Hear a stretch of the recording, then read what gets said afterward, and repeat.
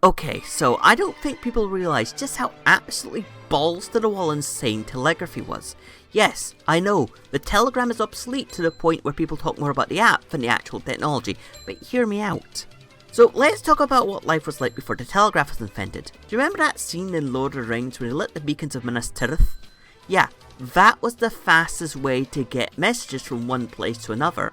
The Romans had visual telegraph systems involving fire and water clocks, but they could only send set messages, and various countries used various visual telegraph systems for military use. In fact, the first case of wire fraud involved optical telegraphs. But here's the thing, these weren't general use systems and were usually there to send messages like, the HMS Boswell has been sighted coming up the Thames. If you, Johnny Pleb from Portsmouth, want to send a letter to Big Bob in Bolton, you had to write your message on a piece of paper, put it in an envelope, and give it to someone. And that was even the case back in the golden age of the telegraph, because telegraphs charged by the character. That's why they used to have several collections and deliveries of mail a day. If you want to see something cool, watch 1936's Night Mail, or even just this one specific shot of a train grabbing letters off a pole.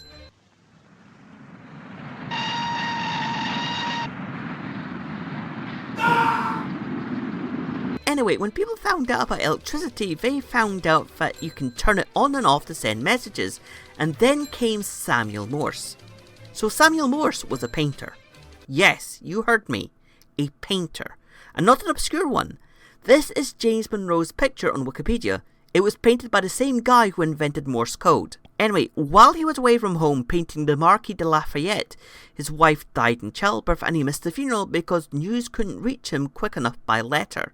So he took up an interest in electricity, met a couple of guys who figured out how to make something tap, and wrote this code that let you send letters through an electrical circuit.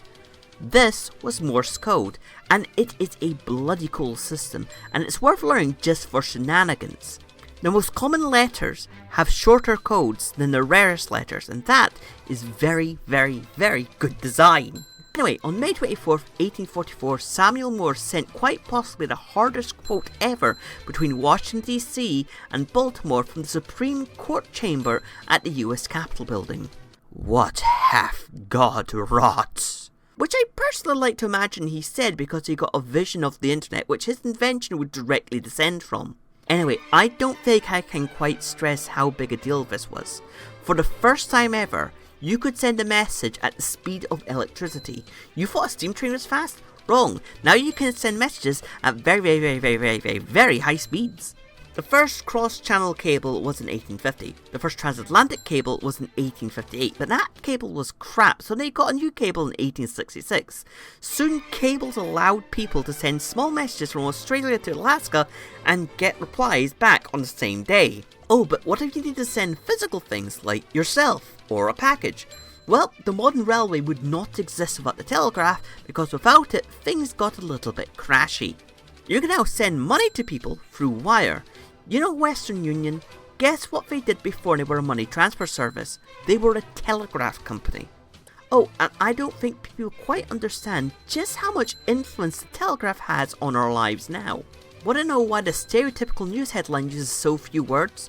Journalists would have to break news from a telegraph, and telegraphs charged by the character, so they had to be ultra efficient at getting the point across. So, President Lincoln has been shot at Ford's Theatre became President shot!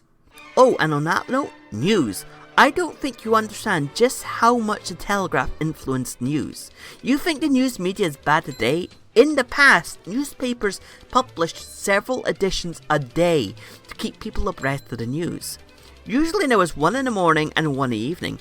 My local newspaper is still called the Edinburgh Evening News, despite the fact the papers are published in the morning. You could send a message about an event that happened in the morning and have it published in the evening. Events like Krakatoa, presidential assassinations, death of monarchs, major wars, all of which were spread through the telegraph.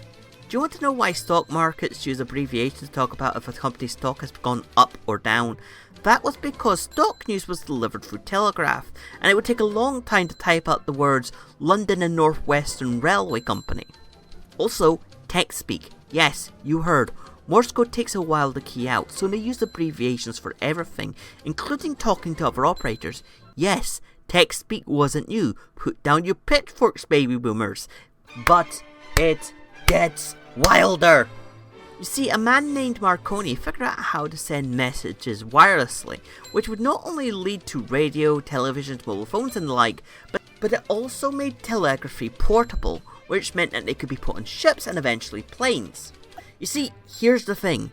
Ships used to just fucking disappear, never to be seen again. Like an MH370 incident used to happen on the regular boats because the sea can and will kill you, even if you're on land. When a ship was sinking, people used to grab an empty bottle, write a message saying, "The SS Bob is sinking, tell my family I love them," bung a cork in it, and then throw it into the sea with the hopes that it would land on a beach and tell the world what happened. That was the only way you could get a message out if your ship was sinking and there was no other ships nearby. The wireless put an end to all that. Now if you were sinking, you could send out a message saying, "Please help, we're at this position," and ships could come to your aid, hopefully in time. Without the telegraph, we would not know what happened to the Titanic. We might not even have found the Titanic. In fact, the wireless might have been the reason why the Titanic didn't have enough lifeboats for everyone on board. Bear with me. You see, the Atlantic was a very busy shipping line, and the wisdom at the time was if a ship got in trouble, a distress message could be sent out and lifeboats could be used to ferry people onto the other ship, like with the RMS Republic. Sadly, the nearest ship to the Titanic at the time had turned off its radio for the night, and, well, the rest is history. Oh, and by the way, newspapers on both sides of the Atlantic were listening in on these radio messages and publishing news as soon as they received it, leading to some wildly inaccurate early headlines. Oh, and this wasn't the only time the telegraph played a role in history.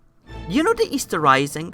Well, if you know one thing about Easter Rising, you would know that the first thing Easter Risers did was capture the General Post Office in Dublin. Now, to a modern ear, that sounds absolutely wild. Why would you do that? Why not like the police headquarters or a military base? Well, it's simple. The post office is where you sent telegrams, and if they captured that, they could cut off communication lines for the army and police. Also, the post office controlled the phone lines too. Now, you are likely looking at this and going, well, what does this have to do with me today? Well, that's simple. The internet is basically just a modern evolution of the telegraph system.